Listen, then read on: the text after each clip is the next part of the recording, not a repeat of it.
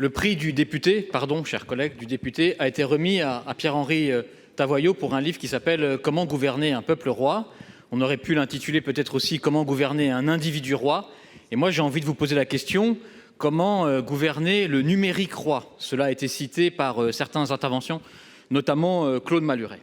Le mouvement des Gilets jaunes traduit une fracture territoriale qui est liée aux conséquences de la numérisation de l'économie qui favorise les métropoles, lesquelles ont du mal à loger les travailleurs qu'elles attirent, au détriment d'autres territoires qui souffrent. Et le numérique, c'est ce que nous avons tous dans nos poches, c'est le smartphone, c'est ce qui permet de traiter des données massivement, c'est ce qui permet la géolocalisation, c'est ce qui permet de créer des services en permanence, mais c'est aussi ce qui nous permet d'interagir directement sur les réseaux sociaux. Et on l'a vu avec les vidéos, les pétitions, l'appel à manifester de façon masquée. C'est une révolution qui est aussi et qui a aussi rendu possible le mouvement des Gilets jaunes tel qu'il s'est déroulé. Alors, comment mener les politiques publiques dans un monde numérique? Comment faire que cet outil, qui peut être parfois cauchemardesque selon certains, réponde aussi à un certain rêve et soit aussi un levier au niveau local comme au niveau national pour consulter, pour inventer une nouvelle façon de faire de la politique, bref, pour qu'on puisse aussi rêver tous ensemble. Merci beaucoup. Pour vous répondre, la parole est au secrétaire d'État chargé du numérique, M. Cédric O. Je crois que c'est la première prise de parole dans notre hémicycle. Et je lui souhaite vraiment la bienvenue.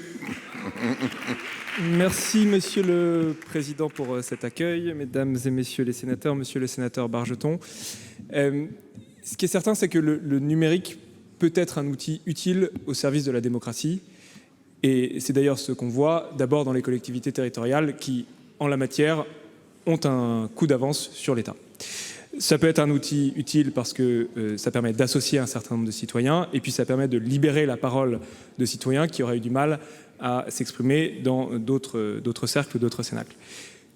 Ça a deux prérequis pour que cela fonctionne. D'abord, c'est qu'il y ait certaines règles à l'expression de cette expression, si vous me passez le mot, des règles de décence, des règles d'expression normale, des règles qui peuvent être liées à la manipulation de l'information, ou en tout cas faire en sorte que les règles qui s'appliquent dans la vie de tous les jours s'appliquent aussi sur Internet.